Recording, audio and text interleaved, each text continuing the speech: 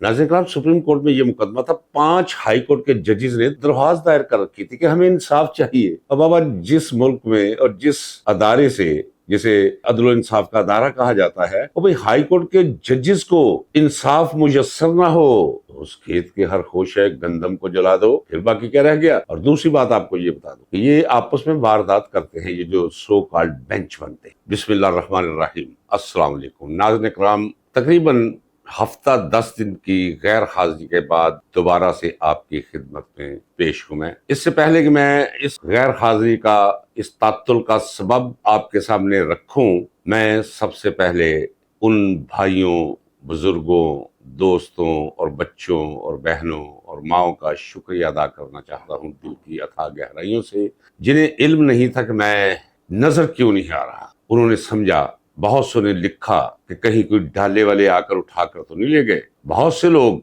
जिन्होंने बाद में कहीं से मेरा फोन नंबर लेकर मुझसे राब्ता किया और जब मेरी आवाज सुनी तो उन्होंने कहा कि अल्लाह गवाह है, हम अभी इसी वक्त आपका सदका उतारेंगे। तो ये मोहब्बतें किस लिए है? ये मेरे मुवक्कफ की वजह से है, मेरी शक्ल की वजह से नहीं। इंसान पहचाना जाता है अपने मुवक्कफ से, अपने नजरिए से, और उस नजरिए पर मुस्तकिल मिजाजी से खड़े रहने के हवाले से। कद काठ, जिस्म, रंग, नस्ल, कोई औकात ही नहीं है इनकी, नजरिए और इस्तकामत के बिलमुकाबले। मैं एक दफा फिर सबका शुक्रिया अदा करता हूँ और दुआ गो हूँ, अल्लाह आप सबको सुकून कल्ब व नजर अता की। और मैंने सबसे ज्यादा जिन्हें परेशान पाया वो शेख जफर हैं गुजरांवाला से। उनके जो जज्बात मैंने सुने तो मैंने कहा, डटा रहे भाई, खड़ा रहे जिस तरह खड़ा, इसके लिए कोई कीमत भी तुझे अदा करनी पड़ी, कीमत चुका जा। आइए अब सबब की तरफ। मेरे सबसे बड़े बेटे की शादी थी, ये मेरा पहला तजुर्बा था। हमारी शादी तो बड़े आसान और बड़े सीधे साधे माहौल में हुई, लेकिन बेटे की शादी पे मुझे समझ आई। वो मेरे माँ बाप को भी शायद समझ होगी, शायद इसी प्रोसेस से वो ज़हनी, नफ्सियाती और फिजिकली मसरूफियात के इसी आलम से गुजरे हों, लेकिन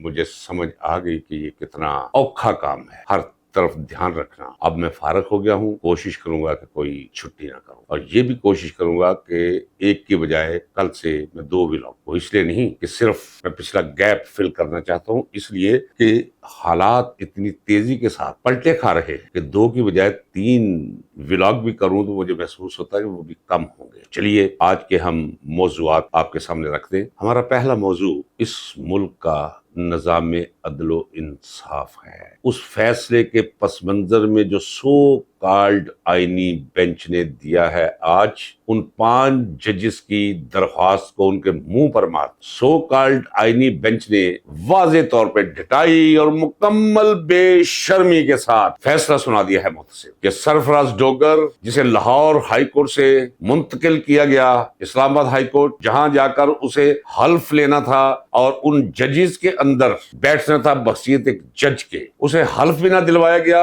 और चूंकि सीनियर, कुछ चंद हफ्ते, चंद महीने सीनियर, लिहाजा इस्लामाबाद में लाकर अपने पसंद का ये कठपुतली बिठा दिया। किस कुर्सी पे? अदलो इंसाफ की उस कुर्सी पर जिसे इस्लामाबाद हाई कोर्ट के चीफ जस्टिस के हवाले से जाना और पहचाना जाता। आपको याद है कि मैंने बावर कराने की कोशिश की है और मैंने आपसे कहा है कि ये जितने जजेस हैं, ये किसी जोम के बगैर मैं कह रहा हूँ, जोम वाली बात नहीं है, एक इजहार हकीकत है। ये सब मुझसे जूनियर है। जिस वक्त ये जजेस अभी लॉ कॉलेज में दाखिला लेने की सोच रहे थे, धक्के खा रहे थे, या इनमें से कुछ जो सुप्रीम कोर्ट में बैठे हैं वो लॉ कर रहे थे, मैं उस वक्त भी इस मुल्क और इस कौम की खातिर जेलों में कानून की हुक्मरानी के लिए मैं पसे दीवारे जिंदा शब रोज खींचता रहा। मैं इन्हें इस तरह जानता हूं जिस तरह दहिया उस औरत के पेट को जानती है जिसने बच्चा जन्मा। ये सरफराज डोगर कितना घटिया, कितना छोटा, कितना रजील, कितना गलीज और कितना कमीना शख्स है,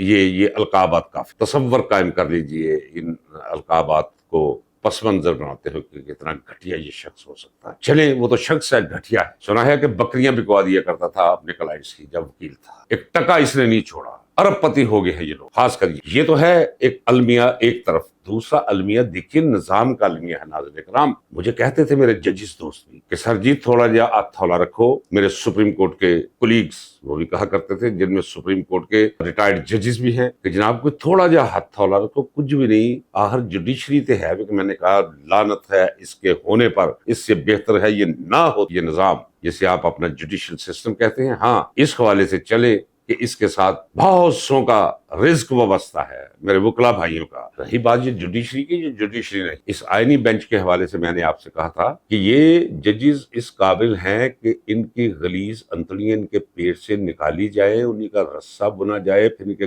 گلے میں ڈال کر اسی رسے کے ساتھ انہیں پھانسی پہ لٹکا دیا جائے۔ یہ اس قابل ہے، میں بحیثیت ایک وکیل کے کہہ رہا ہوں ناظرین کرام، اور اس وقت غصے میں نہیں کہہ رہا، میرا اللہ گواہ ہے کہ میں درد کے ہانے سے کہہ رہا۔ لیکن یہ زوال سماجی، یہ انحطاط، یہ نچلا پن کہ ایسے لوگ ججز ہوں گے۔ اور ایک بات اور یاد رکھیں، یہ ججز جتنے ہیں یہ سب وارداتی ہیں، یہ رات کو مل کے جتنے بھی بیٹھتے ہیں نا آپس میں پیسے گنتے ہیں کہ تو نے کتنے کمائے، یہ قسم کو نہیں دیکھتے، نہ مدعی کو دیکھتے ہیں، یہ اس فائل کو سونگتے کہ ان میں سے کتنے کروڑ کس طرح نیچے اپنی جیبوں میں گرایا جا سکتا ہے۔ یہ ہے آپ کا جوڈیشل سسٹم۔ میں نے بہت پارسائی کے دعویٰ رکھنے والے اپنے دوستوں کو جب وہ ہائی کورٹ کے ججز ہوئے ان طریقوں سے رشوت سے اپنی جیبیں بھرتے دیکھا ہے، پیسے کی ہرس میں، اس کے آز میں، اس کے لالچ میں وہ حرکتیں کرتے ہوئے دیکھا ہے کہ جس سے خاصے لطیفے وہ میں نے ہی تحلیق کر دیے۔ ناظرین کرام، سپریم کورٹ میں یہ مقدمہ تھا، 5 ہائی کورٹ کے ججز نے درخواست دائر کر رکھی تھی کہ ہمیں انصاف چاہیے۔ اب بابا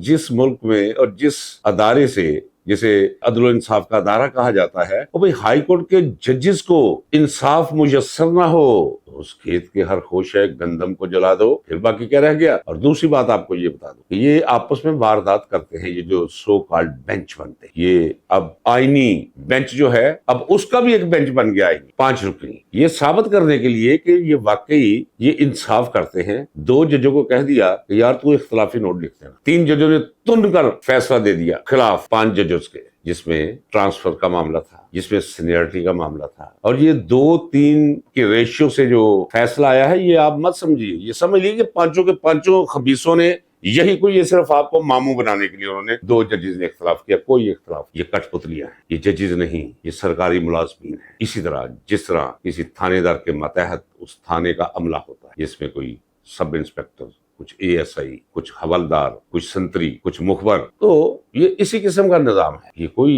عدل و انصاف کا ادارہ نہیں۔ اور دوسری بات یہ واضح کر دوں، اس وقت فوج آپ کے پورے ملک پر، آپ کے پورے ملک کے نظام پر قابض ہو چکی، صرف مارشل لاء کا اعلان نہیں کیا گیا، وہ کر دیتے تو زیادہ بہتر۔ یہ 7 کٹ پتلیوں کو لیے پھرتے ہیں، یہ کپڑ کتے جنہیں میں کہتا ہوں، یہ پٹواری اور خواری ان کے، اور یہ جوکر اور وہ مردہ لاش اور زندہ لاش، مردہ تو ہے ہی نواز شریف اور ٹک ٹاکر بیٹی اس کی، کچھ کریمنلز، کوئی یورینل، کوئی عجیب معاملہ ہے۔ اس سے تو بہتر تھا کسی طرح سے مارشل لاء اناؤنس کر دے، صاف چھپتے بھی نہیں اور سامنے آتے بھی نہیں، آدھا تیتر آدھا بٹیر، مذاق بنا رکھا ہے اس ملک کو، اس قوم کو۔ میری پرانی ویڈیوز دیکھ لیجیے، میں نے کہا تھا جب ججز نے انگڑائی لی، یہ حد ہوتی ہے، جب معاملات حد سے آگے گزر گئے تو ججز نے ایک دوسرے کی طرف دیکھ کر شرمانا شروع کر دیا، پھر انہیں ہوش آنا شروع ہوا، پھر ان کی غیرت جاگنا شروع، انہوں نے فیصلے دینے شروع کر دیے، فوج کی ڈکٹیشن لینا بند کر دی۔ انہوں نے کہا ٹھیک ہے بھائی، کر لینے تو علاج۔ پھر 26ویں آئینی ترمیم آ گئی جو جیک برانچ میں تیار ہوئی ISI کے، اور تھما دی گئی اس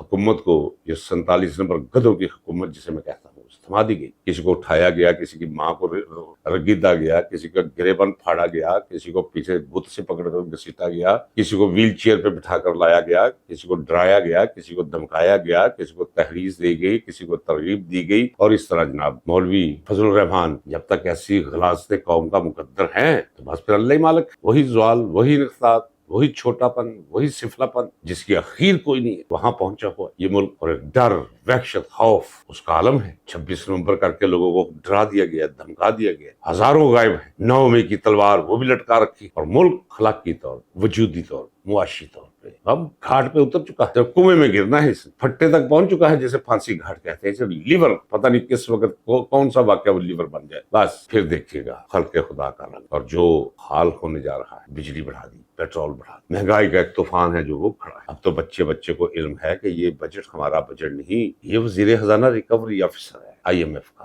IMF آپ کا بجٹ بنا، کوئی چیز باقی نہیں رہنی، PI بیچنا چاہتے ہیں وہ بک نہیں رہا، کچھ بھی نہیں باقی بچے گا، یہ ریلوے کی جتنی زمین ہے یہ بھی بیچیں گے، یاد رکھیے گا، کچھ نہیں ملے، کچھ باقی نہیں بچے گا۔ تو یہ ہے عالم آپ کے ملک کا، اور دوسری طرف ایک شخص کو صرف جیل میں رکھنے کے لیے سارے ادارے تباہ برباد، اس سے بچنے کے لیے، یعنی اپنی جان بچانے کے لیے اب ایران کے خلاف میدان میں اترنے کے لیے تیار ہے. یاد رکھیے گا ناظرین کرام، کل میں اس پہ ویڈیو کر رہا ہوں، میرا کچھ بچے یا نہ بچے میں آپ کو یہ بتا دوں گا کہ کیا ہونے جا رہا ہے. یہ جو وائٹ ہاؤس میں یہ زخرانہ ہے، اس کا مطلب کیا ہے. یہ جو حالات چل رہے ہیں، وائٹ ہاؤس اور اس پہ لعنت بھی نہ بھیجتا کوئی، اگر کوئی عزت مند کوئی یہاں حکمران ہوتا، لعنت بھی نہ پہلے کہتا کہ بند کرواؤ یہ جنگ. اب غزہ کا معاملہ تو وہ رہ گیا، اب ایران کے بعد پاکستان. یاد رکھیے یہی حالت. صبح 9 بجے امریکہ ایران جنگ، اسرائیل ایران جنگ نہیں ہے، امریکہ ایران جنگ. جہاز چل پڑے ہیں، امریکہ گرم پانی میں پہنچ چکے ہیں. اب تیارے اڑیں گے کسی وقت بھی. جو کچھ تورا بورا میں ہوا تھا، تیاروں نے بم نہیں برسائے تھے، بارش برسی تھی بموں کی، وہ ہونے جا رہا ہے. اور آپ کے حکمران